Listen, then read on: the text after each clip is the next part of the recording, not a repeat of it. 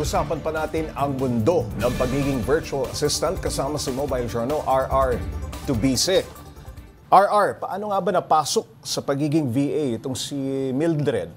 Pop, si Ma'am Mildred, 2021 pa lang, naririnig niya, police pa siya noon, naririnig niya na yung pagiging virtual assistant sa mga kaibigan niya. So, pero nung eventually, nung nag-resign siya as police, nung bumalik siya sa Gensan, doon na siya na reintroduce sa pagiging virtual assistant through a friend. Tapos nag-aral siya, nag-research siya.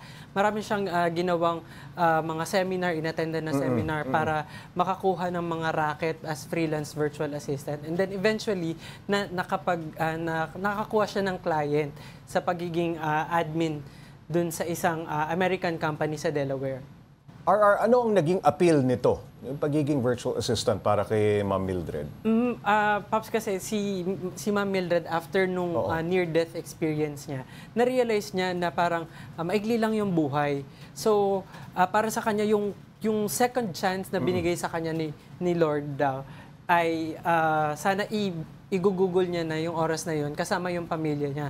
So, pinag-isipan niya ng mabuti. At doon niya nang pagtanto na mas importante yung oras na makakasama niya yung pamilya niya while earning as virtual assistant. Kasi mas manageable yung oras. Mas manageable. Kasi pag police ka, parang wala kang on-call ka lagi. Oh. Pero pag virtual assistant ka, work from home, kasama mo yung pamilya mo, at syempre, comfort at your home, nandun din. Tapos yung convenience. Hindi ba siya nahirapang mag-adjust sa pagiging VA mula sa pagiging police?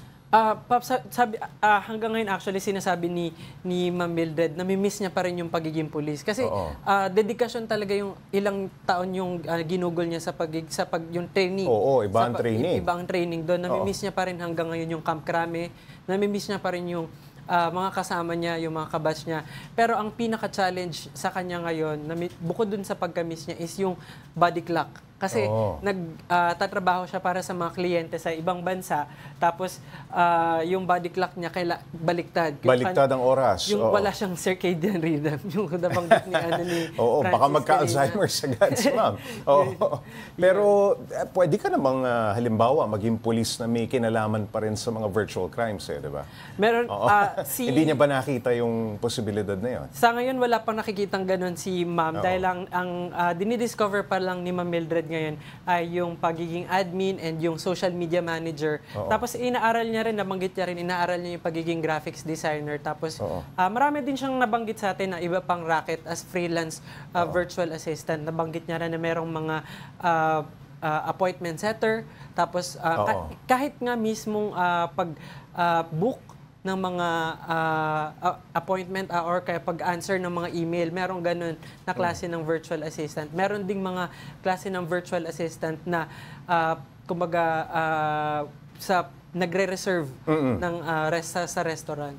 Itong pagiging VA ni Ma'am Mildred, ito ba nakikita niyang pangmatagalang trabaho o later on iniisip niya, babalik siguro ko after a while sa pagiging police? Sa ngayon, Pops, walang nabanggit sa atin si Ma'am kung gusto niya bang bumalik sa pagiging police. Pero isa lang ang sigurado niya, mas gusto niya talaga ngayon, especially ngayon na nabigyan nga siya ng pangalawang buhay, mas gusto niya na i-spend yung time na yon sa pagiging VA dahil mas nakakasama niya yung pamilya niya. Tapos safe pa. Kumbaga wala yung kasi Pop, syempre, di ba, pag pulis ka, nandun pa rin naman yung, kahit patrolwoman si Ma'am, nandun pa rin yung risk na sa buhay. So, si Ma'am, mas gusto niya pa rin hanggang ngayon, na sa ngayon, dahil 5 months pa lang kasi siya, Pops, na nag-VA, so relatively new. So, gusto niya yung grind, gusto pa rin niya yun. Tapos, kumbaga, convenience siguro, tapos hindi pa rin, kumbaga, na-enjoy niya pa yung kita. Kasi, especially kapag freelance ka, marami talaga yung racket na pwede mong kunin. Iba't ibang website. Paano RR yung kanyang benefits, yung mga health insurance, etc.? Ito, talagang gusto niya talaga mag-freelancer. Yes, Pops. Siyempre, ito yung, meron siyang mga wala man siyang in writing na personal time off, tapos mga health insurance, wala man siyang mga ganun sa mga client niya ngayon, pero hawak niya kasi Paps yung oras niya.